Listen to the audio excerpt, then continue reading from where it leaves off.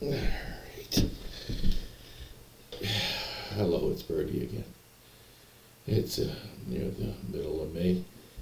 It's pretty nice outside, about 25 degrees. But anyway, I know I usually don't say the day or stuff like that.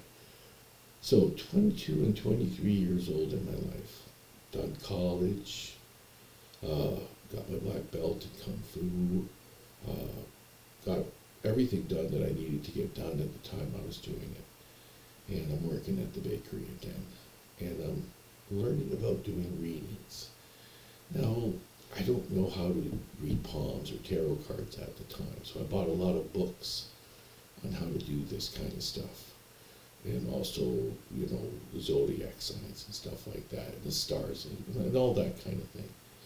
And I started studying that and using it like a hobby. I also collected coins and stamps and stuff like that too. So I found out that I needed to touch the person to know what they were going to do, to tell their future or their past. So the palm reading would come in handy, because that way I'm learning how to read palms. I would be touching them. And I'd have to be close proximity to a person as well. Now I see three things in usually a person that I'm reading. I see their fantasies, which are usually outrageous and ridiculous. Then I see what they're doing and how they're doing it and their goals, and usually the obtainable ones, the easy goals and things that they're doing in their life. And then I see what's going to happen. Those are the three things that usually happen to me when I'm touching someone or I'm doing a reading. Now, to understand this, the right hand, if you're a right-handed person, usually tells you your goals and what you're going to do and how you're going to do it, and the thing that you do every day that you're trying to succeed. The left hand is the truth. The left hand is what's going to happen. Now, 90% of the time, what you're going to do and you want to do is not what's going to happen. It's just one of those things. Unless you're a person that has a 9-to-5 job a day and you just want to get up and go to work and come home, and still that doesn't work because your mind wanders and goes all over the place and doesn't give you that feeling. So that's what I mean by what you want to happen and what's really going to happen. And the fantasies, they're very, very rare. They're 1 in 100 usually. So at this particular time, another thing happened too. About 2 or 3 years ago, my father asked me to do something for him, for his best friend's son, and I did it. But now he has a document that he does not like, and it's causing him stress and anxiety, health-wise.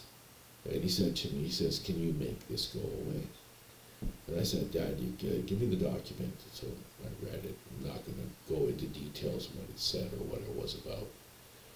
But I said, "Let me sleep on it." So I brought the document, took it to bed with me. And then I got a message in the morning. Ghosts, spirits, whatever it may have been. And it said that in 2 weeks, whatever is on this paper will be resolved. So I told my dad, I said, "Dad, you know what? I got a message last night that in 2 weeks, whatever this paper is that's upsetting your anxiety and everything will be resolved and it won't hurt you no more." He started to laugh and he says, "Oh, I love you, son, but that's impossible." I said, "I just thought perhaps you could make it easier for me, but that'll never get resolved." And I said, "Father, it will get resolved and it will all go away and it'll be better." And so let's skip to 2 weeks ahead. So we're 2 weeks ahead now. He gets another letter in the mail, and he shows it to me. And it's sort of like an apology, and that everything is okay, everything is fine. There's nothing wrong anymore. And then he cried, and he said to me, he says, "Never do that again." I said, "Dad, you've already done this once with me." He says, "I know, I am sorry, but never do it again." But that also changes in his life later on before he dies.